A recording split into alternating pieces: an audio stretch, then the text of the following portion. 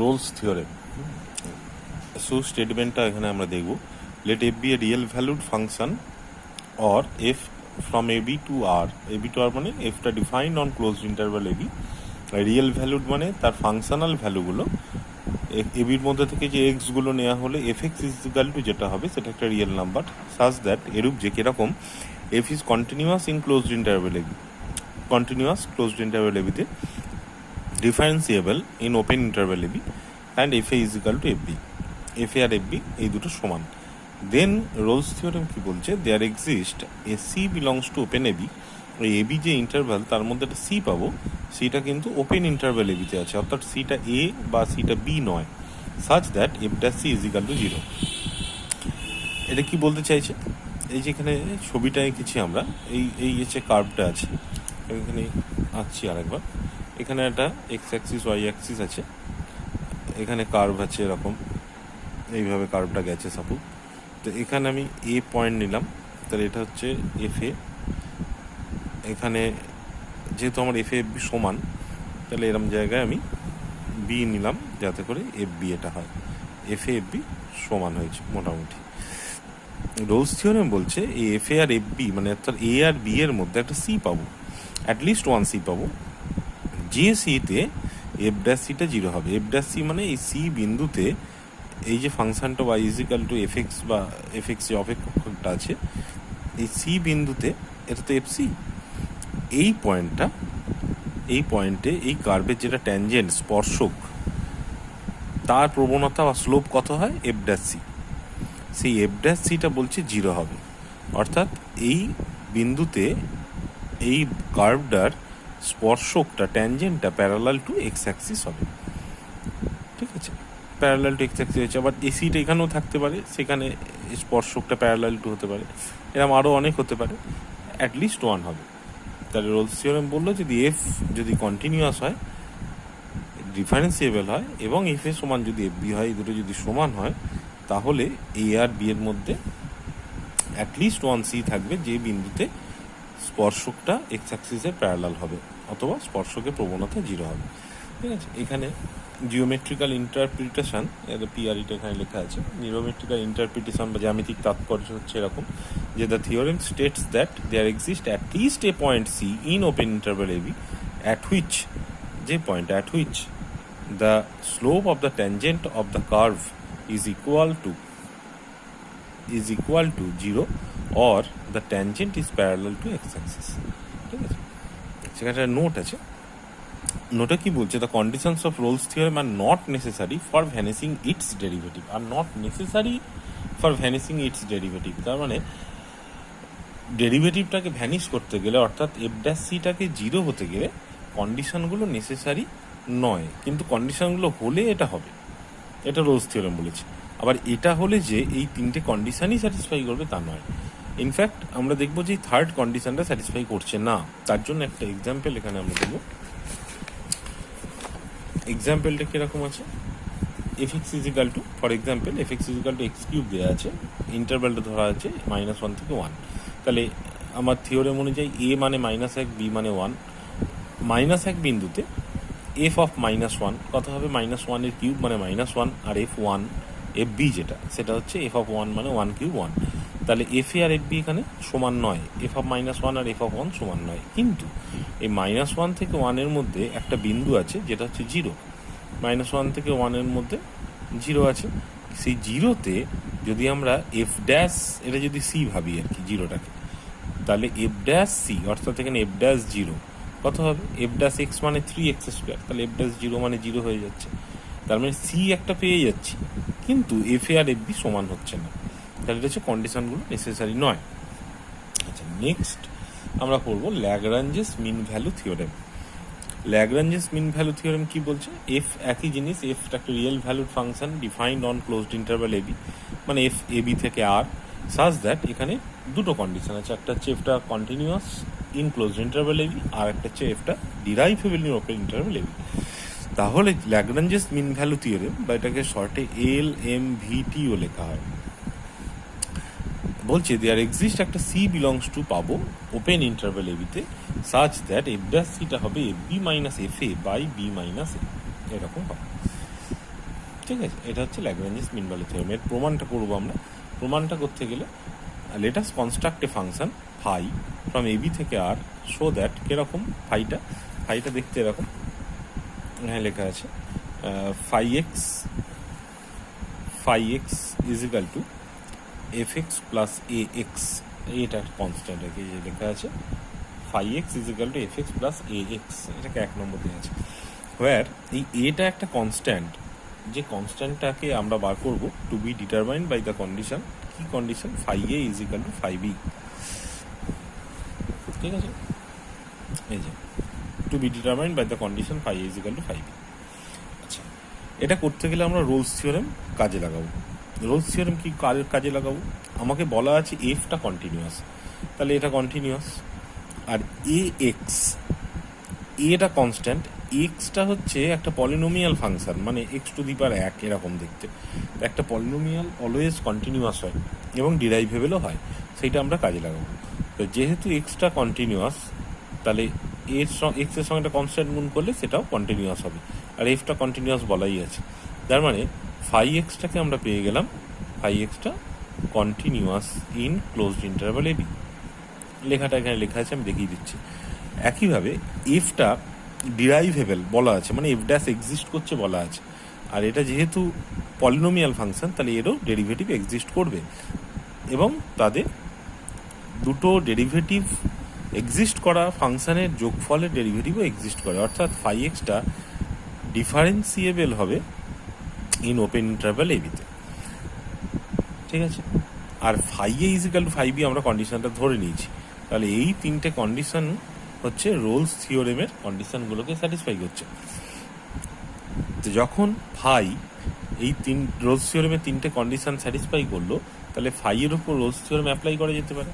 ফাইয়ের ওপর Rolle's theorem apply করলে কি পাবো, there exist c belongs to open a b পাবো, সাজ দ্যাট কি পাবো, such that phi dash C is equal to 0 পাবো।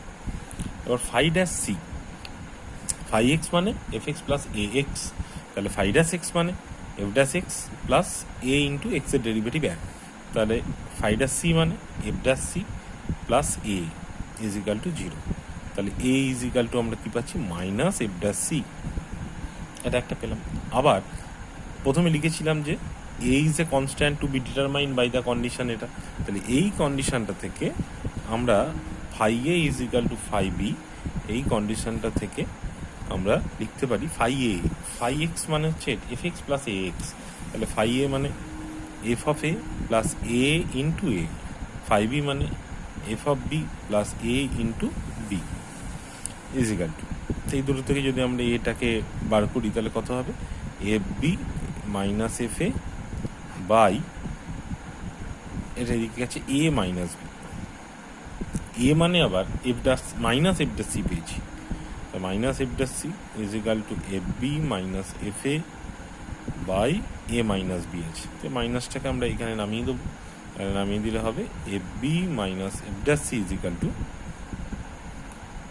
F B minus F A by B minus A. ঠিক আছে, এখানে সব কথাগুলো লেখা আছে, আশা করি অসুবিধা হবে না। এটা হলো Lagrange's mean value theorem. Next যে থিওরেমটা আমরা পড়বো, আচ্ছা তার আগে ল্যাগ্রাঞ্জেস মিন ভ্যালু থিওরেমের আমাদের জিওমেট্রিক্যাল ইন্টারপ্রিটেশন করতে হবে। আরেকবার একটু মনে করে নিই, বলেছে যে F dash C is equal to F B minus F A by B minus A. আচ্ছা, এখানে জিওমেট্রিক্যাল এটা প্রমাণ করা আছে, নেক্সট জিওমেট্রিক্যাল ইন্টারপ্রিটেশন লেখা আছে, ছবিটা আঁকা আছে, আমি বলে দিচ্ছি। এফটা ধরলাম এরকম দেখতে, y is equal to f x, এখানে এ পয়েন্ট ধরেছি, তাহলে এই পয়েন্টটা স্থানাঙ্ক বা কোঅর্ডিনেট হবে এ এফ এ, এটাকে এখানে বি ধরেছি, তাহলে এইটা হচ্ছে আমার এফ বি, তাহলে এটা হচ্ছে বি এফ বি, এটাকে আমরা নাম দিলাম ক্যাপিটালে এই পয়েন্টটা, এই পয়েন্টটার নাম দিলাম ক্যাপিটাল বি। তাহলে এ বি দুটো পয়েন্ট, আমরা যদি এ বিটাকে যোগ করি তাহলে এ বি হবে একটা কর্ড বা জ্যা, এ বি হচ্ছে একটা কর্ড। এই এ বি কর্ডের স্লোপ কত হবে, প্রবণতা আমরা জানি Y two minus Y one by X two minus X one, তার slope of chord A B হচ্ছে ওয়াই টু মানে এখানে F B minus F A by B minus A. আর এর মধ্যেখানে এ আর বি এর মধ্যেখানে একটা সি পয়েন্ট আছে, যে সি পয়েন্টে এখানে করেসপন্ডিং একটা পয়েন্ট পাবো, সেটা হচ্ছে সি এফ সি, কারণ এটা হচ্ছে আমার এফ সি, এই ক্যাপিটাল সি নাম দিই। এই সি পয়েন্টে যে ট্যানজেন্ট, তার প্রবণতা কত হয়? তার প্রবণতা হচ্ছে এফ ড্যাশ সি। ঠিক আছে, এর প্রবণতা হচ্ছে এফ ড্যাশ সি। আমাদের ল্যাগ্রাঞ্জেস মিন ভ্যালু থিওরেম বলেছে যে এফ ড্যাশ সি এবং মানে স্লোপ